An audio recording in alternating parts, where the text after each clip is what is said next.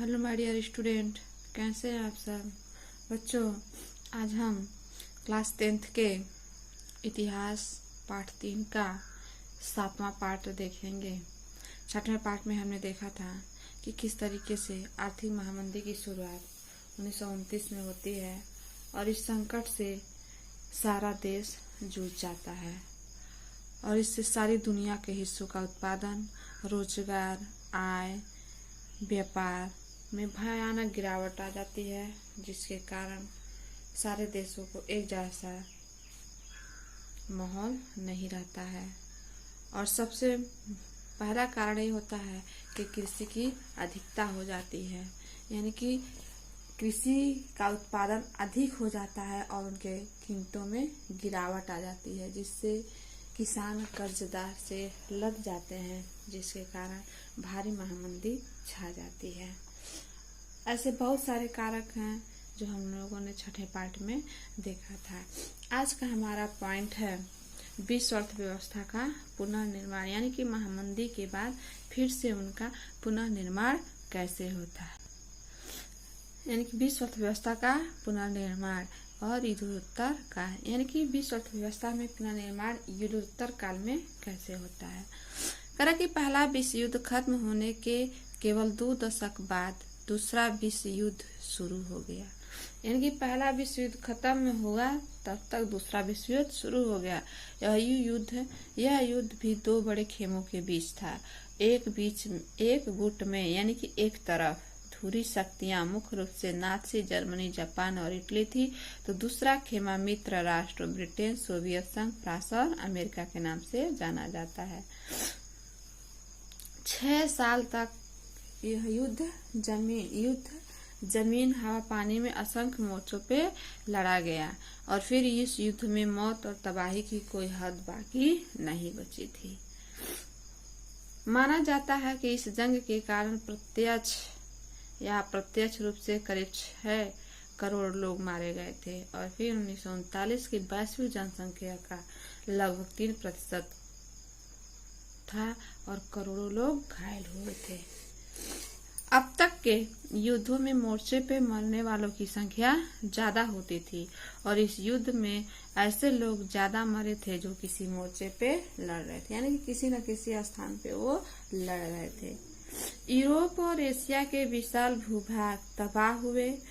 कई शहर हवाई बमबारी या लगातार गोलाबारी के कारण मिट्टी में मिल गए, यानी कि इतने भयानक युद्ध हो रहे थे कि बमबारी भी हो रही थी, यानी कि बम भी फेंके जा रहे थे और गोलाबारी भी हो रही थी, जिसके कारण बहुत सारे हवाई अड्डे, शहर मिट्टी में मिल गए। इस युद्ध ने बेहिसाब आर्थिक और सामाजिक तबाही को जन्म दे दिया। ऐसे हालात में पुनर्निर्माण का काम कठिन और लंबा साबित होने वाला था। युद्धोत्तर काल में पुनर्निर्माण का काम 2 बड़े प्रभावों के साये में आगे बढ़ा और फिर पश्चिम विश्व में अमेरिका आर्थिक, राजनीतिक और सैनिक दृष्टि से एक वर्चस्वशाली ताकत बन चुका था, यानी कि वह अमेरिका के, यानी कि पश्चिम विश्व में अमेरिका आर्थिक से भी, राजनीतिक से भी और सैनिक दृष्टि से बहुत ही शक्तिशाली ताकत बन चुका था। दूसरी ओर सोवियत संघ भी एक वर्चस्वशाली शक्ति के रूप में सामने आया।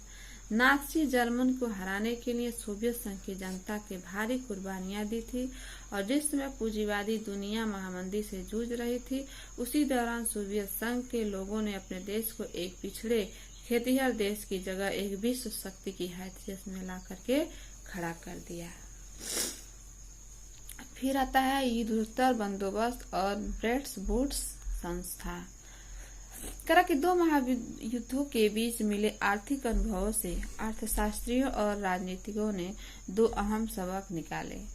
पहला, बृहद उत्पादन पर आधारित किसी औद्योगिक समाज को व्यापक उपभोग के बिना कायम नहीं रखा जा सकता, लेकिन व्यापक उपभोग बनाए रखने के लिए यह आवश्यक था कि आमदनी काफी ज्यादा और स्थिर हो। यानी कि बृहद उत्पादन, यानी कि अत्यधिक मात्रा में उत्पादन इस औद्योगिक समाज को व्यापक उपभोग बिना कायम नहीं रहे, यानी कि जब तक अधिक उत्पादन होगा तब उसे खाने वाला भी तो चाहिए और ये आमदनी ज्यादा भी होनी चाहिए और स्थिर भी होनी चाहिए, यानी कि एकदम बहते हुआ भी नहीं होना चाहिए। यदि रोजगार अस्थिर होंगे तो आय स्थिर नहीं हो सकती। स्थिर आय के लिए पूर्ण रोजगार की जरूरत था, लेकिन बाजार पूर्ण रोजगार की गारंटी नहीं दे सकता। कीमत, उपज और रोजगार में आने वाले उतार चढ़ाव को नियंत्रित करने के लिए सरकार दखल जरूरी था, यानी कि सरकारी दखल जरूरी था। आर्थिक स्थिरता केवल सरकारी हस्तक्षेप के जरिए ही सुनिश्चित की जा सकती थी, यानी कि जो आर्थिक हस्तक्षेप था वो केवल सरकार ही सुनिश्चित कर सकती थी। दूसरा सबक बाहरी दुनिया के साथ आर्थिक संबंधों के बारे में था।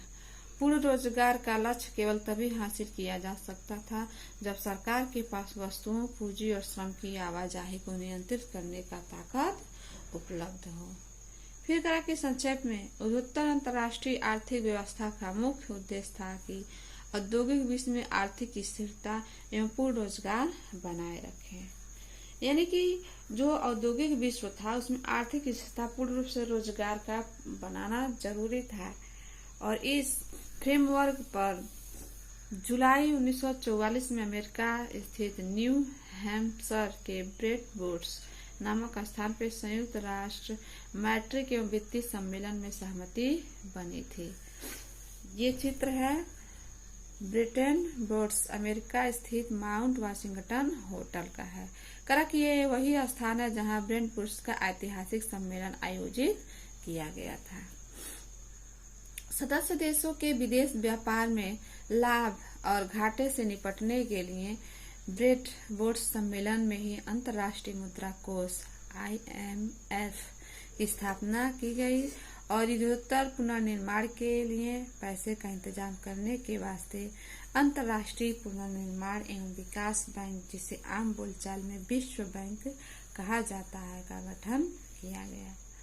और इसी वजह से विश्व बैंक और IMF को ब्रेटन वुड्स संस्था या ब्रेटन वुड्स ब्रेटन वुड्स की जुड़वा संतान भी कहा गया। इसी आधार पर युद्धोत्तर अंतर्राष्ट्रीय आर्थिक व्यवस्था को अक्सर ब्रेटन वुड्स व्यवस्था भी कहा जाता है। फिर कहा कि विश्व बैंक और IMF ने 1947 में औपचारिक रूप से काम करना शुरू कर दिया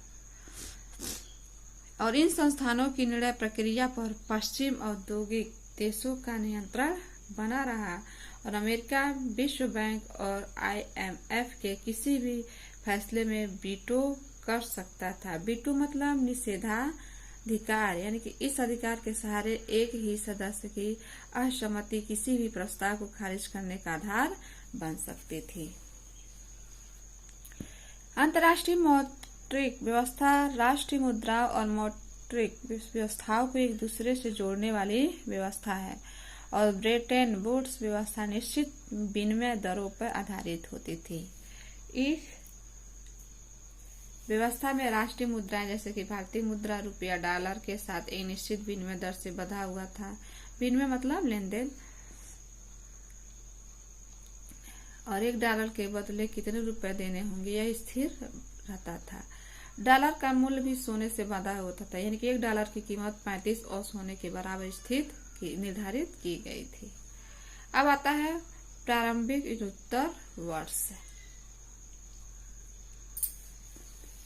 ब्रेटन वुड्स व्यवस्था ने पश्चिमी औद्योगिक राष्ट्रों और जापान के लिए व्यापार तथा आय में वृद्धि के एक अप्रतिम युग का सूत्रपात किया और फिर 1950 से 1970 के बीच विश्व व्यापार विकास दर सालाना 8% से भी ज्यादा रही थी और इस दौरान वैश्विक आय में लगभग 5% की दर से वृद्धि हो रही थी। विकास की दर भी कमोबेश स्थिर थी, उसमें ज्यादा उतार चढ़ाव नहीं आए और इस दौरान ज्यादातर समय अधिकांश औद्योगिक देशों में बेरोजगारी औसतन 5% से भी कम रही और इन दशकों में तकनीकी और उद्यम का विश्वव्यापी प्रसार भी चला। विकासशील देश विकसित औद्योगिक देशों के बराबर पहुंचने की निचोड़ कर रहे थे, यानी कि निचोड़ वो कर रहे थे और कोशिश कर रहे थे, इसलिए उन्होंने आधुनिक तकनीक से चलने वाले संयंत्रों और उपकरणों के आयात पर बेहिसाब पूंजी का निवेश किया। अब आता है औपनिवेशीकरण और स्वतंत्रता। दूसरा विश्व युद्ध खत्म होने के बाद भी दुनिया का एक बहुत बड़ा भाग यूरोपीय औपनिवेशिक शासन के अधीन था और अगले 2 दशकों में एशिया और अफ्रीका से ज्यादातर उपनिवेश स्वतंत्र स्वाधीन राष्ट्र बन चुके थे। लेकिन ये सभी देश गरीबी और संसाधनों की कमी से जूझ रहे थे। उनकी अर्थव्यवस्था और समाज लंबे समय तक चले और औपनिवेशिक शासन के कारण अस्त व्यस्त हो चुके थे। यानी कि जो औपनिवेशिक शासन से उनके कारण ये अस्त व्यस्त हो चुके थे, किनकी जो औपनिवेशीकरण की, यानी कि जो सरकारी नहीं थी, उनके जो संसाधन थे, जो गरीब थे, वो बहुत ही चीजों से वह जूझ रहे थे। और फिर IMF और विश्व बैंक का गठन तो औद्योगिक देशों की जरूरतों को पूरा करने के लिए ही था और ये संस्था भूतपूर्व उपनिवेशकों में गरीबों की समस्या और विकास की कमी से निपटने में दक्ष नहीं थे। लेकिन कह रहा है कि जो ये बैंक थे वह गरीबों की समस्या और विकास को कमी को निपटने के लिए वो पूर्ण रूप से दक्ष नहीं थे। लेकिन जिस प्रकार यूरोप और जापान ने अपनी अर्थव्यवस्था का पुनर्गठन किया, जिसके कारण देश IMF और विश्व बैंक पर बहुत निर्भर नहीं थे, इसी कारण पंजाब के दशक में आखिरी सालों में आकर ब्रिटेन वुड्स संस्था विकासशील देशों पर भी पहले से ज्यादा ध्यान देने लगी और इस तरीके से दुनिया के अल्प विकसित या उपनिवेश भाग में पश्चिम साम्राज्यों के अधीन थे रहे।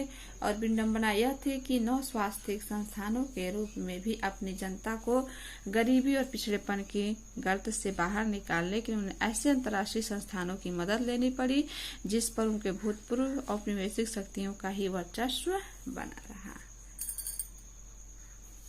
फिर कह रहा है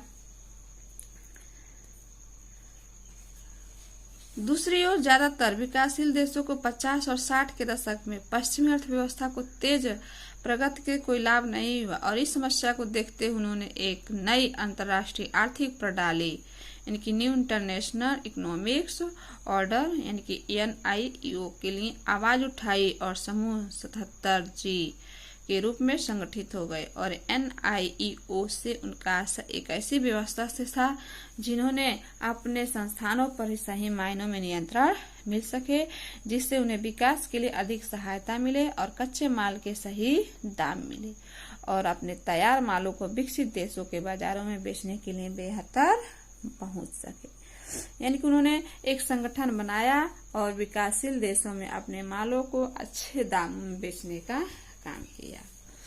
फिर कह रहा है बेल्ट वुड्स का समापन और वैश्वीकरण की शुरुआत, यानी कि किस तरीके से वैश्वी यानी कि विश्व का एकीकरण शुरुआत हुआ।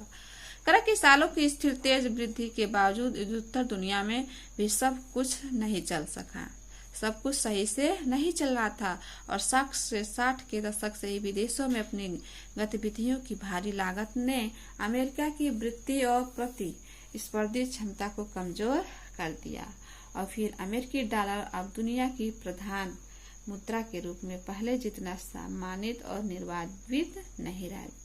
सोने की तुलना में डॉलरों की कीमत गिरने लगी, अंततः स्थिर विनिमय दर की व्यवस्था विफल हो गई। यानी कि जो डॉलर के बदले सोने और सोने के बदले डॉलर थी वह विफल हो गई।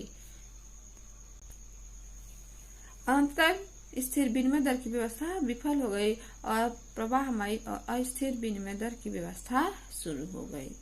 इस तरीके से फिर करा कि चीन 1949 की क्रांति के बाद विश्व अर्थव्यवस्था से अलग तो लगी था, परंतु चीन में नई आर्थिक नीतियों और सोवियत खेमे के बिखराव का पूर्वी यूरोप में सोवियत शैली की व्यवस्था समाप्त हो जाने के पश्चात बहुत सारे देश दोबारा विश्व अर्थव्यवस्था का अंग बन गए और फिर उद्योगों को कम वेतन वाले देशों में